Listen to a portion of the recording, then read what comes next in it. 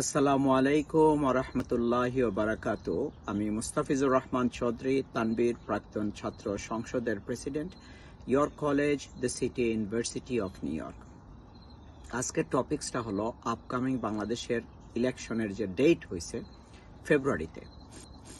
ওই ডেটের মধ্যে আমি জানি সবাই হয়তোবা বিজি ইলেকশনের প্রিপারেশনের জন্য, এই কিছুর জন্য। তো এইবার আমি মনে করি যে ইলেকশনটা একটু ডিফারেন্ট হওয়া উচিত এবং আমরা রাইট ক্যান্ডিডেট খুঁজে বাইর করব।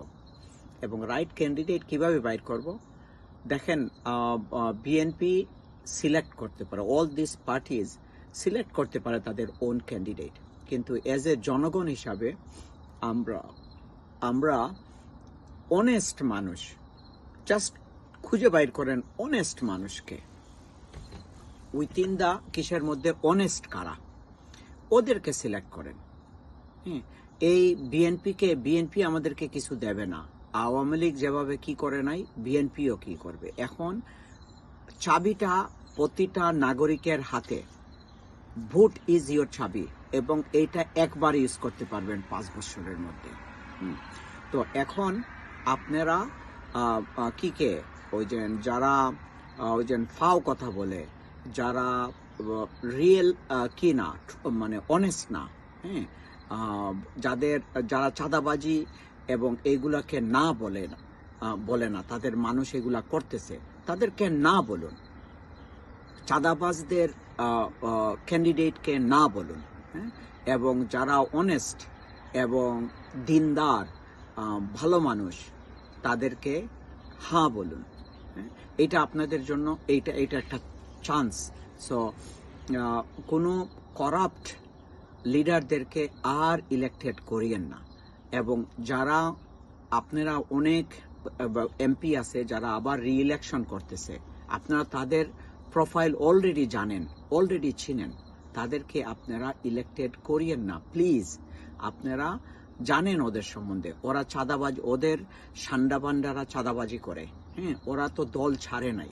যে দল চাঁদাবাজি করে, যে দল সন্ত্রাস করে, যে দল দখল বাণিজ্য করে, ওদেরকে না বলুন প্লিজ। এইটা আপনাদের হাতে একটা কি আছে, আপনাদের ভোট। এই ভোট আপনি 5 বছরে একবার ব্যবহার করতে পারবেন। এখন তারা আপনার কাছে আসতেছে, ওদেরকে ভোট দিয়েন না। যেমন আমরা আমেরিকাতে এই কিছুদিন আগে আমি ভোট দিয়ে আসছি, আমি ভোটে আমার নাম লিখে রেখে আসছি। কোনো মানে কোয়ালিফাইড ক্যান্ডিডেট ছিল না, কিন্তু পার্টিসিপেট করছি।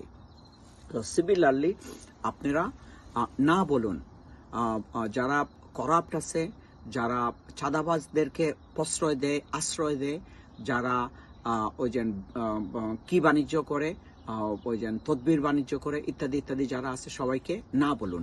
ইয়াং লিডার খুঁজে বাইর করুন, ইয়াং লিডারদেরকে ইলেক্টেড করুন, অনেস্ট লিডারদেরকে ইলেক্টেড করুন। আর মানে সময় নাই ভাই। আপনাদের কাছে আমার রিকোয়েস্ট, আপনারা ওই যে যাদের প্রোফাইল অলরেডি আপনারা জানেন, যারা আগের পলিটিশিয়ান ছিল, তাদের মোটামুটি সবাইকে চিনেন আপনারা। তারা কি করতেছে, কি পাস্টে করছে, এই থেকে আপনারা একটা জাজমেন্ট নেন। ইউ আর দ্য জাজ নাও। তাদেরকে ইলেক্টেড করিয়েন না। আর ইয়াংদেরকে অপরচুনিটি দেন, ইয়াংদেরকে ইলেক্টেড করেন। ইয়াং ইলেক্টেড করার সময় আপনি রাইট পারসন কিভাবে সিলেক্ট করবেন? যারা অনেস্ট, দিনদার, ভালো মানুষ, এবং যাদের মানে কোনো কি নাই, ওই যে স্পট নাই, অথবা লেস স্পটেড পারসনকে আপনারা ইলেক্টেড করুন। It is an opportunity, once in a life time. আপনারা প্লিজ আপনারা এটা করেন। আর যারা অনেস্ট মানুষ আছেন, জীবনে অনেক সময় আপনারা মনে করছেন যারা যে আপনারা কিছু করতে পারবেন, দাঁড়ান, ইন্ডিপেন্ডেন্টলি দাঁড়ান, এবং আপনারা মানুষদেরকে অপরচুনিটি করে দেন যে আপনাদেরকে সিলেক্ট করার। আর বিভিন্ন দলকে বলবো, প্লিজ আপনারা নমিনেশন বাণিজ্য করিয়েন না। রাইট পারসনকে